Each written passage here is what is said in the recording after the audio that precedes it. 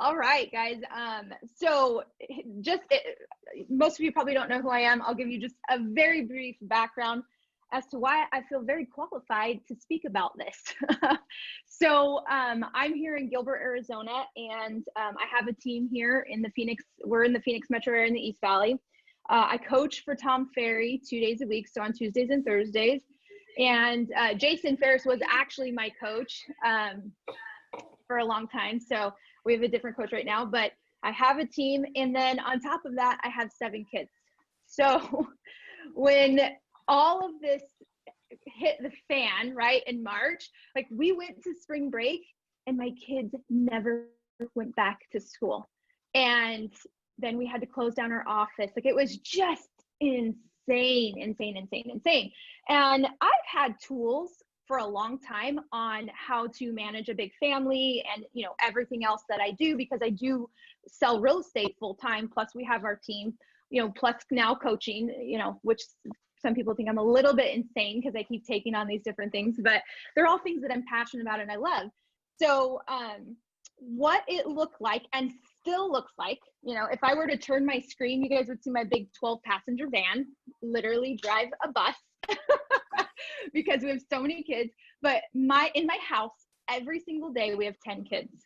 And that's if we have no friends over, because my 2 nieces and my nephew, who are 2, 5, and 10. So the ages in my house run from 2 to my oldest, who's 18. And just because she's 18, people are like, oh, she's probably so much help. No, she's in that period of life right now where she hates everybody. And, you know, I'm just cramping her style. And, you know what I mean? So she basically is like, let me get out of here. So every day in our house, we have 10 kids. It's usually a little bit more because somebody's going to do a play date or something like that. And I'm in my office now, and I see some of you guys are back at the office, but for 6 weeks, I had to work from home, and it was very, very complicated. So I knew I needed to develop some tools and some strategies that for the long haul, right, that we could really do this, because again, my kids never went back to school. It's the longest spring break ever. So the first thing I just want you guys to know, I mentioned briefly, if you don't have kids, or if you have one kid, if you just have a dog, I want to acknowledge that balancing it all, like this work, which let's face it, real estate never turns off. I'm sure you all got into real estate because you wanted to control your own schedule. You wanted the freedom and, right, you know, the autonomy of being in charge. And then you realize like real estate never shuts off. It's not a 9-to-5 Monday through Friday job. And that can creep into our life, right? And then people in our family or in our life start to feel like, oh my gosh, you know, you never have time for me. You're always on the run. You're always on your computer. You're always on your phone. Those are some of the things that my kids have told me, right? Like, oh, you got another appointment. You're always on the phone, Mom. You're always on the computer. And so I knew that I needed some efficiency tools, but mainly some strategies. So first thing I just want you guys to recommit to every single day is that you are capable. Okay. Like, don't buy your own story that this is so hard and you can't do it. You're absolutely capable, 100% capable. And acknowledge that it is hard. Like, it is absolutely hard. Whether you're a single parent or you have a partner, it's hard to manage our life and business. And that's why we have to have some solid tools. So the first thing that I'm going to hit home is it comes down to having what we call in our home is a weekly huddle and a daily huddle. So let's start with a weekly huddle. One of the things that I really focus on is something called days by design. So I realized really quickly, so all of my children are adopted, and I've only been a mom for now. This is my 10th year being a mom, which I'm super excited because that means I finally have more years of parenting than I do children, right? Like, there was a long time that number did not weigh, did not match. So I knew that I needed to figure out a way to be more efficient. So I started doing something called days by design. So here's what a day by design means. Tuesdays and Thursdays are my coaching days. So I don't schedule doctor's appointments. I don't schedule vet appointments. I don't schedule any type of appointment. I don't schedule a hair appointment, a nail appointment, whatever kind of appointments, right, that you would schedule that would interfere with work. I don't ever schedule those on Tuesdays and Thursdays because I know I'm going to be coaching, right? So when do I make those? I schedule them on Wednesdays. So Wednesday, if I'm looking at any week, even if it's 2 months from now, I know that if I've got to schedule a follow-up dentist appointment, if I've got a vet appointment, right? Barring emergencies, I don't make my kids wait till a Wednesday if they've got a fever, right? Barring emergencies, I only schedule things on Wednesday. That includes my hair. That includes any other type of appointment that I would do. Now, I also, in my day by design, I will also have some specific time blocks. I will always schedule doctor's appointments in the morning, and I will schedule my personal appointments in the afternoon, right? So anything that I needed to do for something personal would be in the afternoon. So I want you to start thinking about that, because you have a lot of things that you juggle in your life, right? You can use days by design to also future pace your business. What's the day that you work on your database? For me, that's Friday. On Friday, I have a little bit more flexibility. So if I'm going to do pop buys, it's going to be on a Friday. If I'm going to write out my birthday cards and my home anniversary cards, it's going to be on a Friday. Friday is also the day that I schedule all of my database calls, right? So when we're looking at our hour of power, and when we're looking at how do I manage all of this, right? I've got all these leads that I have to follow up with, but I know I need to nurture my database and all of these things. Think of days by design. So when I'm scheduling out in my CRM, right? Give me a shake on the head. Are you guys using the CRM? I know you are, right? So every lead, every person has a follow-up reminder, right? First of all, if they're not like an urgent hot lead, I'm never going to schedule them on a Saturday and Sunday, right? That follow-up, because it's just not going to happen. It's not going to happen. I'm either open housing or showing homes. And so I'm really not going to be nurturing leads on a Saturday and Sunday. I will hit my hot leads, right? Or the leads that I'm trying to convert, but I'm never going to do that. So when I'm scheduling my follow-up calls, all of my nurture calls, remember my days by design, Tuesday and Thursday are my coaching days. It starts at about 6:30 in the morning. It goes to 4:30 in the afternoon. Let's be real. I am not making calls on Tuesdays and Thursdays, right? That means that I have to figure out where I'm going to have those time blocks in the rest of my week.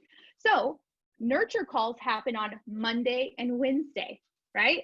And I know if I'm going to have a doctor's appointment, which doesn't happen every week, that I'm still going to have to figure that in. And so Monday and Wednesday are my big call blocks for long-term nurture leads, right? Not the ones that just come in and I'm trying to convert. We're talking long-term nurture leads. When I pick the date, it's on a Monday or a Wednesday, right? Because Friday is reserved for my database. So I want you to just kind of think of that long term, write down days by design. Start getting yourself into a routine of when you future schedule. It'll make it so much easier so that your weeks are not so crazy, right? Can you imagine if every other week was different? Like this week I've got doctor's appointments on Monday, but then 2 weeks I'm doing doctor's appointments on Thursday. Think about scheduling yourself, and then train your family and train everybody in your life. My husband knows now when he schedules appointments, he's going to schedule them for a Wednesday, unless they absolutely can't accommodate that. And then he knows that he's going to have to do it. So let's get back to the weekly huddle. In an environment, specifically the COVID environment, we knew working from home, right? One, we didn't have a home office because we have so many people living with us that it was going to be in my master bedroom. So now we've got 2 adults, because my husband's also a full-time realtor, that need to make calls. How do you think that's going to work if we're both trying to make calls in my master bedroom and we've got kids? Mom, right? Like it's a nightmare. So we knew that we needed to do a huddle and plan ahead for the week. And that also meant who's watching the kids, right? Have you guys been forced in the past couple months to figure out who's going to watch my kids? Like, how am I going to do this and who's going to watch my kids, right? For those of you guys that have kids, it's very real. And so that weekly huddle is where my husband and I would come together and we'd say, okay, what appointments do you have? What appointments do I have? What are our obligations? What's the family plan for the week? Because in the middle of all this, then I became a teacher on top of that and had to homeschool my kids. I was like, I did not sign up for this. That's not me. I'm not a nice teacher. I'm mean teacher. Like, I'm just like, GSD, get it done. Let's go. You don't know, Google it, right? Like that is unfortunately for my kids, that's a little bit of me, right? I'm like, oh my gosh, I'm not a teacher, but I had to take half of my week. Now I'm really glad I don't have to do that anymore. Like as soon as they said, oh, summer is in like 2 days, I was like, we're done now. Right? Like I was not the person that was like, and this is our summer learning schedule. I was like, good for you, moms. That's not me. I have other things that I have to do. So in the middle of that, I had to teach my kids how to do all these things that really took about half of my week. So that meant that I had to figure out, what are the time blocks that I'm going to homeschool my kids, right? And then how am I still going to make my database calls? How am I still going to have my 2 full days of coaching for Tom? And oh, by the way, I probably should sell some homes. Otherwise, how's this, hamster wheel going to keep going? It's not, right? So that weekly huddle became such a critical piece. But I'll tell you what it really did was it made it so that I didn't get a divorce at the end of quarantine. Because I will tell you, so many of my coaching clients started our calls with, oh my gosh, I can't even believe it. He had a day off and I planned all this stuff and he just wanted to stay home, or the opposite, right? Like she had planned all this stuff on her day off and he needed her to watch the kids, right? Like there was this communication just knocking because the communication wasn't happening. So do a weekly huddle with whoever's in your household. We would also bring our kids in on that, right? So our kids, my husband and I would do the massive part of the weekly huddle in terms of like who's going where, who's watching kids. If I needed my 18-year-old daughter to fill in as a babysitter, if I needed my mom or somebody else, like, who's doing what are the family responsibilities? What appointments do we have as a family? What appointments do we have as business owners? And then from there, we had to do it daily. And this was really, really critical because just because Chaz put together a weekly schedule doesn't mean that it stays that way, right? No, you book appointments, right? Things change. You book appointments, you're generating business. You got to do things. So the daily huddle, and I know it sounds monotonous, but this was really, again, it streamlined our home and it streamlined our business. This is the equivalent of you, right? Looking at your to-do list, looking at your calendar and saying, okay, this is everything that I have to do. Now plug it into my schedule for the next day, or saying, oh yes, I need to prep for that listing appointment. I need to prep for that. So the daily huddle allowed us to reconnect and make sure if anything changed. Did a new appointment come up? Did something change? But then this was really, really, really, really critical is, again, we brought our family into the daily huddle. One of the things that going into quarantine and even in this current environment, because I don't know about you guys, but like here in Arizona now, they're not sure our kids are going back. Like I could literally slam my head against the door because now they're saying, oh, we don't know if the kids are going back. And I'm like, I want my kids to go back. My kids need to go back. All of our sanity pivots on if my kids are going back to school. Otherwise, I'm just going to hire a teacher to come and teach them. But so this daily huddle allowed me to bring my kids in and give them some responsibility. Now, this is age appropriate for my 2-year-old nephew who's in our house, right? I'm not telling him, okay, you're a leader and this is your role. Although we did say, hey, you're in charge of feeding the dogs, right? And you need, everybody leads. I want you guys to remember that in your family dynamic, everybody leads. That was kind of one of our mantras in these daily huddles is whose responsibility is for what. Now, sometimes like on Tuesdays and Thursdays, my family knew that mom is untouchable, right? Mom is not available. That means we don't knock on mom's door. We don't cry. Could you imagine being on a coaching call with Jason and then some kids in the background, Red hit me, and pounding on the door, like not professional, right? I also can't take the call like I do some of my calls, like literal calls. I can't take my coaching call in the master closet, right? Which is the most soundproof room in the house of 14 people. Like, again, not professional. My coaching clients would not appreciate me taking a coaching call in my closet. They also would not appreciate my kids slamming on doors and fighting right outside my bedroom. So we had that daily huddle to set expectations of our family and put leadership on them, right? So the leadership would look different depending on your age and what you're in charge of. So it might look like, hey, Nikki, today I need you to take these two kids. So if Nikki's my 13-year-old daughter, I'll say, hey, Nikki, today your responsibility is Julia and Red, and you're just going to help them with their reading. Okay, cool, awesome, right? So then she acknowledges you're a leader and you got this, right? And then I would say, okay, Jason, your responsibilities. And so I would pair kids up, but I'd also let them know what their responsibility is. So Jason might be like, you're on trash duty all day, because in a house like mine, we take out the trash multiple times a day.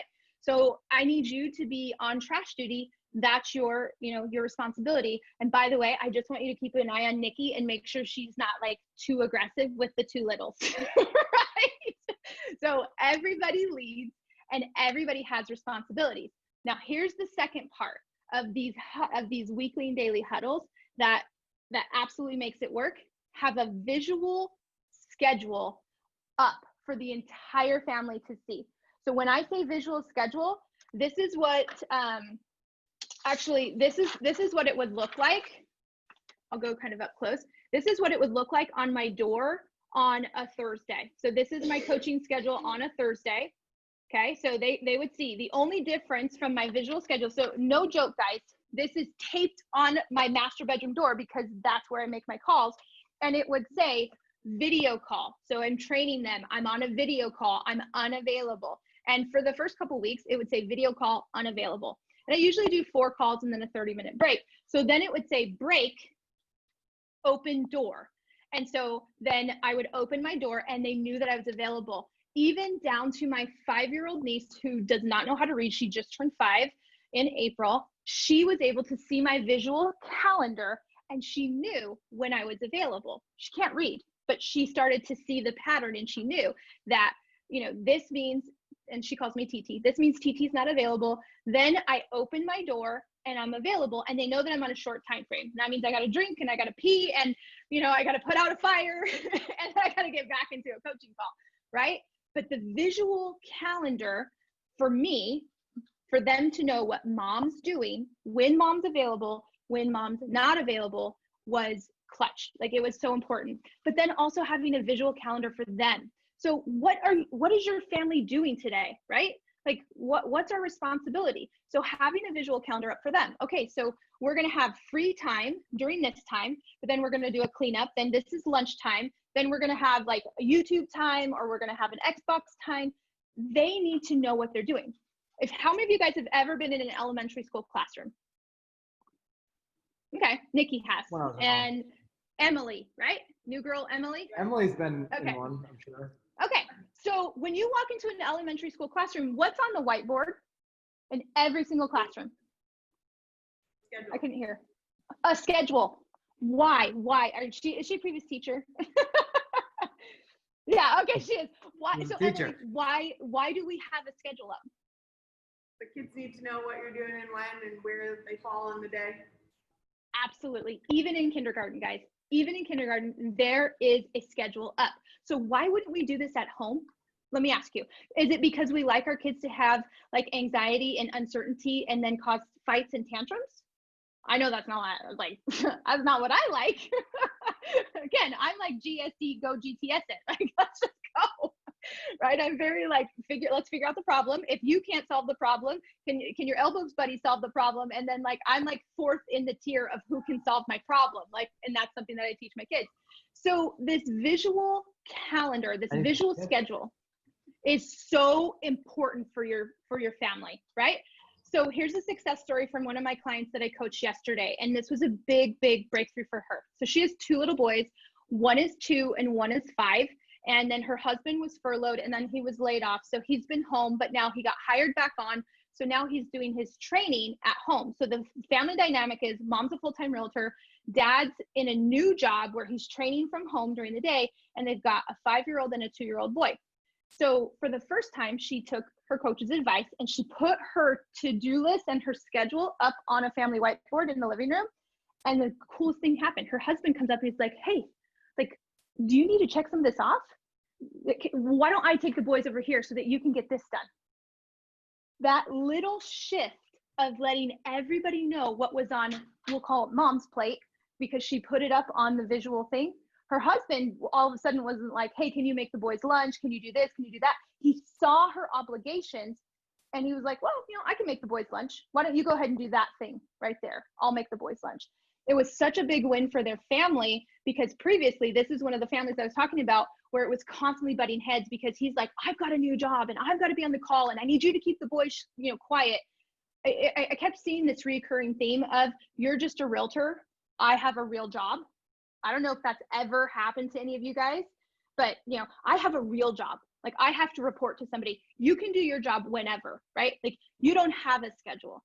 And that's just bullshit, guys. Like, that's not true. I know that Byron runs a team and his life by a schedule and routine and structure, but there are people in the world that don't think we have real jobs, right? That we don't have structure and routine, and even in our family dynamic. So have a visual schedule up and ready to go. So the third thing that I would say to really help you in kind of keeping it all together is the illusion of choice and expectations.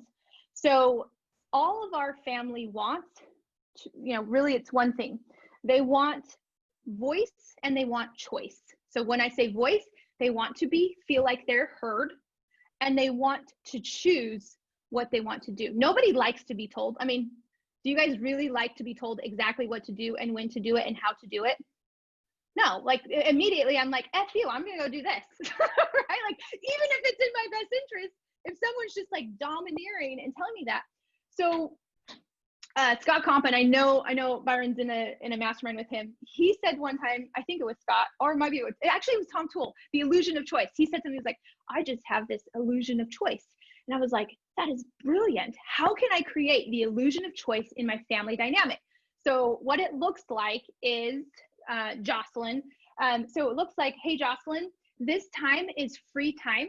So you have three options. You can play on the Xbox, you can do the iPad, or you can, read a book. Or so it would be like iPad, outside, or book. I give three options of things that I'm comfortable with my kids doing, with my family doing, and then they get to choose. So it's the illusion of choice. And when we were doing school, it was the same thing. So it would be like, okay, Emily, we're gonna do an hour block right here. And, actually I'd never do an hour block. That's way too much time. But I'd put up the block, and then I'd say, what do you want to start with? Do you want to start with math, or do you want to start with reading? Right? Giving them the illusion of choice. Like, we have to do the work, but at least let them decide which one they want to do. Of these three books, which book do you want to read? So you'll run into a lot less hurdles if you can kind of have these choices ready-made for them that align with what you want to do. And here's why that's important. On Tuesdays and Thursdays, when we were homeschooling, my expectations of my children were very, very low. We never introduced new concepts on a Tuesday and Thursday, right? We only did review, and we did the things that they really, really liked. Why do you think that is? Well, it's because you saw my schedule on my door, and there was only a 30-minute block here, a 30-minute block there, and a 30-minute block there. So from 7:30 to 3:30 in the afternoon, they only had 3 30-minute blocks to talk to mom. So I needed them to be able to do independent activities where there would be less frustration. So the frustration level needed to be really low. So here's what it looks like for somebody that's not going to have a schedule like that. Let's say that you really need to make an hour of power, right? You really need to make your calls, but you don't have anybody else to watch your kids. So you're home alone and you need to make calls. So what I would do is in my daily huddle, I'd say, okay, guys, here's your responsibility. Here's your responsibility. This block right here, mom has to make calls. So you get to choose out of these three things what you want to do. And the three things that I'm going to give them are highly motivating things. So in my house, that's usually Xbox and iPad, right? So it's something that they like really, really want to do, or it could be painting. Nobody paints on the walls right now, so I can let them independently paint.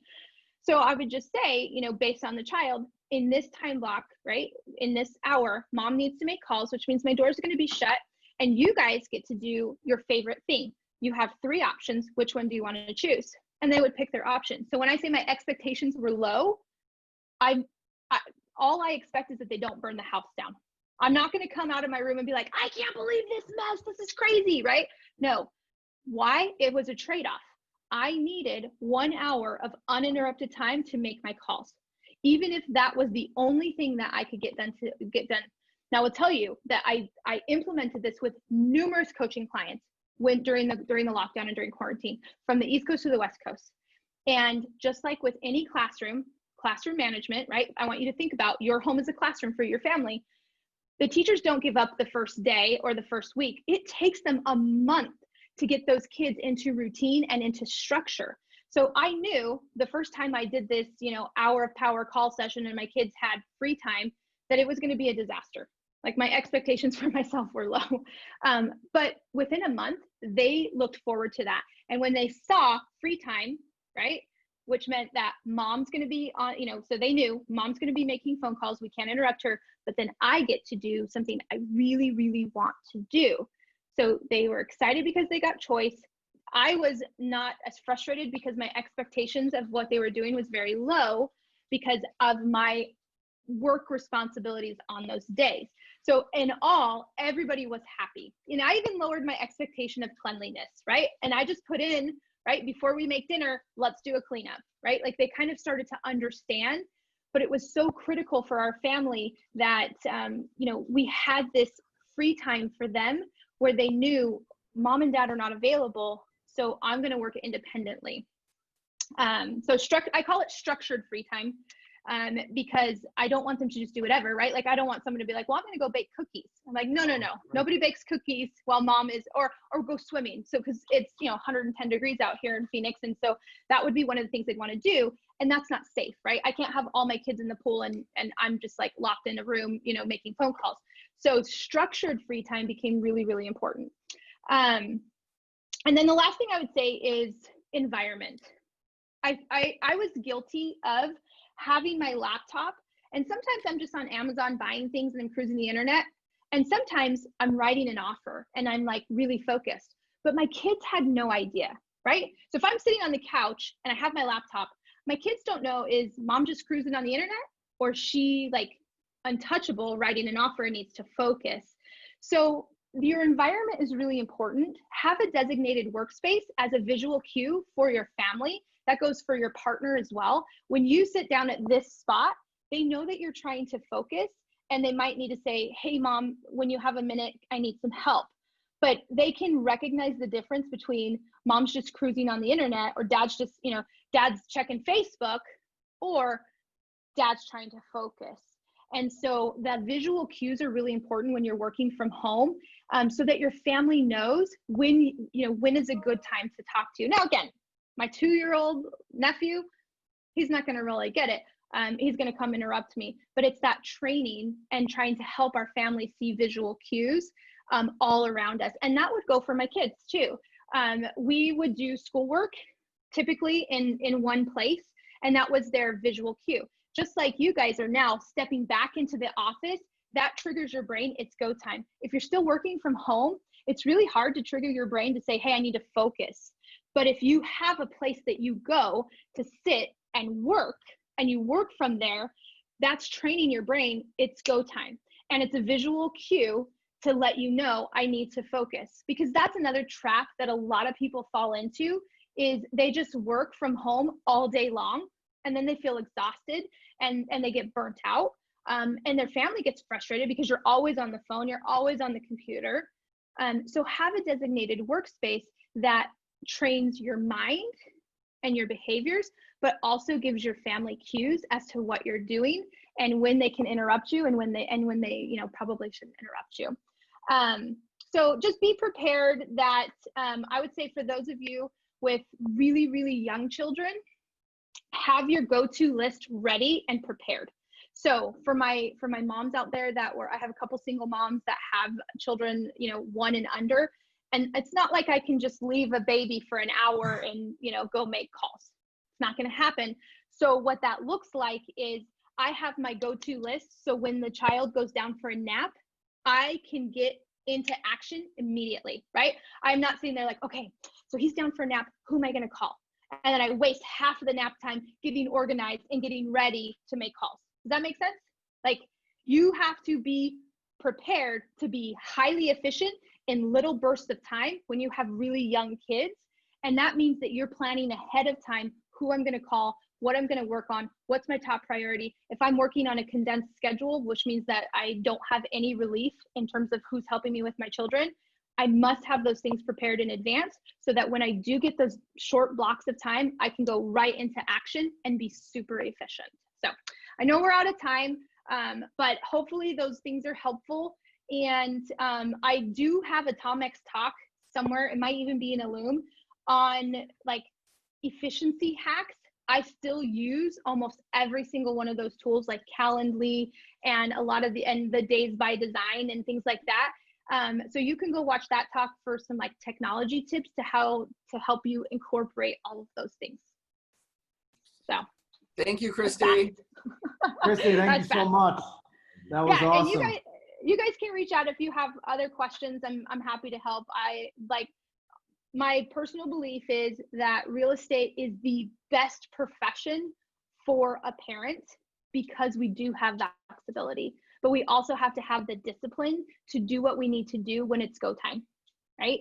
So nowhere else can we make the money that we do and have the flexibility in our schedule. So it's your guys' responsibility to have the discipline so that you can have the freedom. Ooh, that's a mic dropper at the end, right? Y'all feel bad for Kristi today because it's going to be 109 degrees in Gilbert, which is where she is. Hot. So hot. 109. This is how she stays so thin. She just melts it away.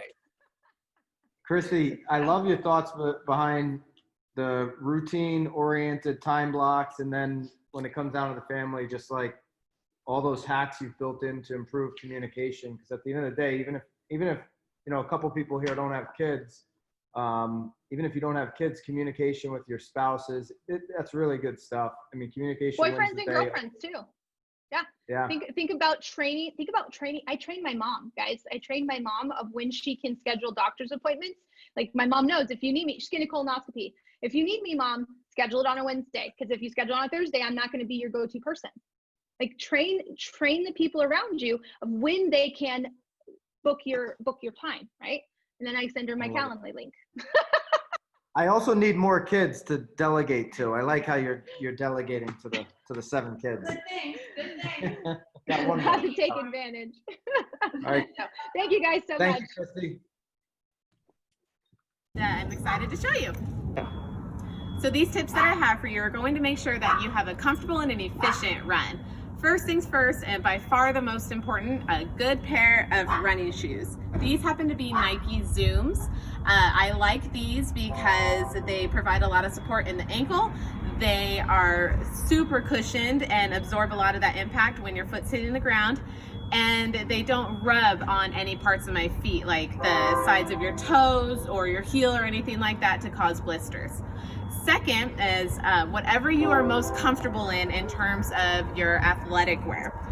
This really goes by preference. I personally prefer leggings over shorts, and I always run in tank tops. I never run in short sleeves. Next, a tracker. I use my Apple Watch. There's a couple apps on there that you can use. In addition to that, I use an app on my cell phone. Tracking your runs gives you a baseline and helps you understand your numbers so you can know what you need to improve on later. And lastly, music. I have to have something in my ears, and over the years I've learned that the type of earbuds that go behind your neck and then wrap around your ear stay on my head the best and have the best Bluetooth connection to my phone so they don't skip. Now let's go ahead and get started and go on our run. So we just finished our pre-run stretch. Before we take off, I wanted to introduce you to my running buddy, Phoebe. We've been running together since she was a puppy, and she's got it down pretty good now. So let's go. So right now, Phoebe and I are doing the walking portion of week 1, day 1 on the Couch to 5K program. I recommend this program to beginning runners because they really kind of make it foolproof for you. They provide you with interval training that will eventually get you to run an entire 5K without stopping. Today, it's having us run for 2 minutes and then walk for a minute. The app actually guides you and will talk through your music and tell you when you need to speed up, and it's actually telling me to do that now, so here we go. And we're done. Today's interval training lasted 20 minutes. Before I get my post-run stretch on, I want to remind you to be sure to practice good posture while you're running. That's shoulders back, chest up, be able to fill those lungs with air. Speaking of that, take solid, deep breaths while you run. The more air you can take in, it gets into your blood and it goes to your muscles, and it'll keep you moving when you think you're dying. Lastly, be kind to your feet and pay attention to your gait and your step. I think we lose a lot of beginning runners because they say it hurts. Running is not supposed to hurt. So if it is, take the time to do the research to learn how to do it properly. Other than that, get your cardio on. It's not so bad, I promise. Stay safe.